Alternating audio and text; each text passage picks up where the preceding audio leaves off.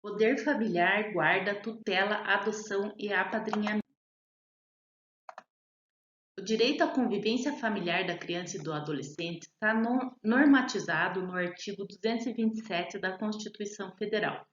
E temos também o Estatuto da Criança e do Adolescente, que é uma lei específica sobre os direitos e sobre a proteção da criança e do adolescente. Ele normatiza as situações onde os direitos fundamentais das crianças e adolescentes estão ameaçados, ou quando os genitores não podem mais exercer o poder familiar, onde a autoridade judiciária determina a colocação sobre guarda provisória em entidade de acolhimento ou de quem estiver habilitado a adotar. O ECA prioriza a família natural, mas em casos de colocação em família substituta, ele descreve a possibilidade de tutela, guarda ou adoção. O poder familiar é um conjunto de direitos e obrigações quanto ao filho menor, possuindo um caráter altamente protetivo, onde o principal foco é dirigir a criação e educação do filho, ensinando moral e bons costumes durante a menoridade.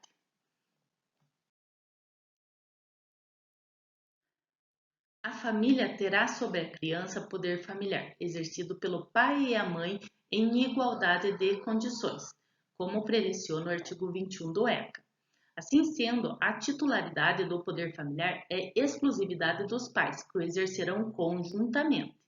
Na hipótese da falta ou impedimento de um dos pais, o outro exercerá o poder familiar de forma exclusiva. As características do poder familiar. Ele é munus público, pois ele é uma obrigação imposta pela lei. Ele é irrenunciável, pois os pais não podem abrir mão do poder familiar. Ele só se extingue ou se suspende com decisão judicial. Ele é inalienável, ele não pode ser vendido e nem transferido a terceiros. Ele é imprescritível, porque se não tiver o exercício do poder familiar ao longo do tempo, ele não se perde, só se perde nos casos previstos em lei, e ele é incompatível com a tutela. O poder familiar pode ser suspenso, pode ter a perda e a extinção. A suspensão é uma restrição no exercício da função dos pais, estabelecida por decisão judicial e que se mantém enquanto for necessário. A perda ou destituição é de caráter permanente, diferente da suspensão.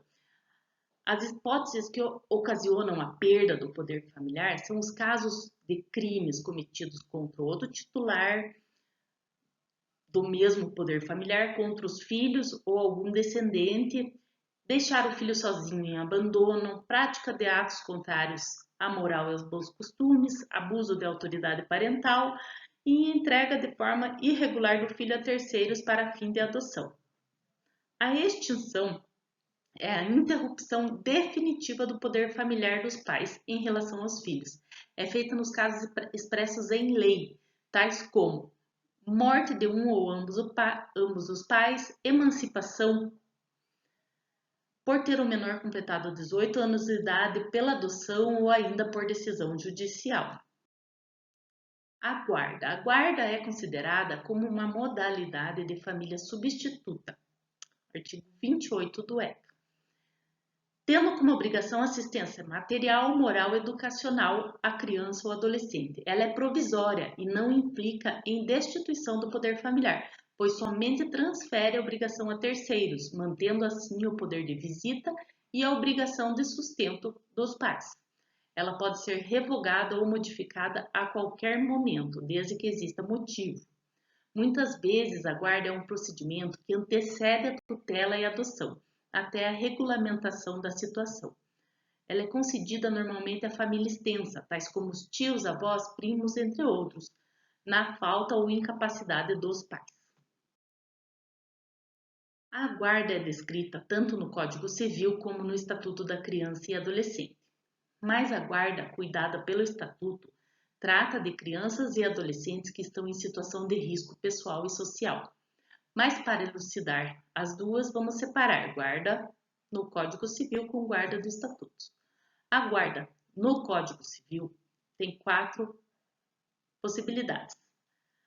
A guarda unilateral, que é atribuída a um só dos genitores ou alguém que o substitua, por exemplo, os avós. Outro genitor tem o direito de visita e a obrigação de prestar alimentos, pois a guarda unilateral não o isenta da responsabilidade decretada pelo poder familiar. Esta é a forma mais comum existente no Brasil. A guarda alternada não há previsão legal e ela deve ser usada quando há consentimento dos pais. É uma mudança constante de residência dos filhos, muito utilizada no mundo onde os pais alteram com exclusividade a guarda. Ninhamento ou nidação. Não há previsão legal também, é onde o filho permanece na residência em que vivia o casal antes do divórcio. Os pais se retiram da casa e retornam em períodos fixos pré-estabelecidos, e a criança não tem qualquer alteração em sua rotina. A guarda compartilhada é a responsabilização conjunta e o exercício de direitos e deveres do pai e da mãe que não viviam sob o mesmo teto. É uma modalidade onde os filhos possuem duas casas e dois lares. A guarda no Estatuto da Criança e Adolescente. A guarda no Estatuto da Criança e do Adolescente, a competência de julgar e processar os casos é da Vara da Infância e Juventude e pode ser deferida de forma liminar ou incidental, sempre considerando o melhor interesse do menor. A guarda de colocação em família substituta pode ser protelada de ofício pelo juiz, sendo mais rápida e menos burocrática. Ela pode ser revogada também a qualquer tempo por decisão fundamentada do magistrado ou por requerimento do Ministério Público. Estão previstos 3 tipos de guarda. A guarda provisória, que é aquela que surge nos casos de tutela e de adoção nacional. A guarda permanente é utilizada quando não é cabível a tutela ou adoção, ou seja, quando não houver a suspensão ou extinção do poder familiar. E a guarda peculiar é a hipótese que busca um suprimento de uma falta eventual dos pais. A tutela. A tutela é o poder conferido pela lei à pessoa capaz para proteger a criança ou adolescente e reger os bens do menor que estão fora do pátrio poder. O objetivo da tutela é a proteção das pessoas incapazes, que precisam de uma outra pessoa para agir em nome delas, de caráter personalíssimo. Ela existe para suprir a falta dos pais, quando não mais existe a autoridade parental, ou porque a autoridade parental foi suspensa ou destituída. Geralmente, o tutor é responsável por administrar os bens e cuidar do menor. Mas há casos em que o tutor que administra o patrimônio não é o mesmo que cuida da criança, sendo 2 espécies de tutela. A tutela tem 3 finalidades: a administração dos bens, os cuidados com a pessoa do menor e a sua representação para os atos e negócios da vida civil. São os 3 tipos de tutela também reconhecidos: a tutela testamentária, quando os próprios pais designam ou nomeiam quem será o tutor dos filhos; a tutela legítima, quando são parentes consanguíneos e na falta de um tutor nomeado pelos pais. O juiz determina levando em conta o que é melhor para o menor. A tutela dativa é um tutor nomeado pelo juiz, na falta de tutor testamentário e na ausência de parentes em condições de exercer a tutela. O juiz nomeará, através de sentença judicial, pessoa estranha, mas idônea e que resida no domicílio do menor, para que assuma este encargo da tutela. Tem como regra, em caso de irmãos menores, apenas um tutor para todos. Em todos os casos de tutela, obrigatoriamente deverá ser formalizado pela autoridade judiciária, e o tutor é obrigado a apresentar balanço anual e a prestar contas a cada 2 anos de administração ao juiz, que depois de aprovado se anexará aos autos do inventário. A tutela se encerra com a emancipação ou maioridade do menor, ou quando o menor cair sobre o poder familiar, como por exemplo nos casos de adoção. Adoção. A adoção só é realizada após as tentativas em manter a criança junto com a família natural. Então, após isso, é o que o menor pode ser adotado, é quando o menor pode ser adotado por uma família substituta. Os requisitos para adotar. Ele tem que ser maior, a pessoa que vai adotar tem que ser maior que 18 anos, ele não ser ascendente ou irmão do adotando, porque não há necessidade de adoção quando tendo em vista que pela lei avós e irmãos configuram como sucessores naturais da guarda das crianças que possuem pais falecidos, ausentes ou até mesmo destituídos do pátrio poder.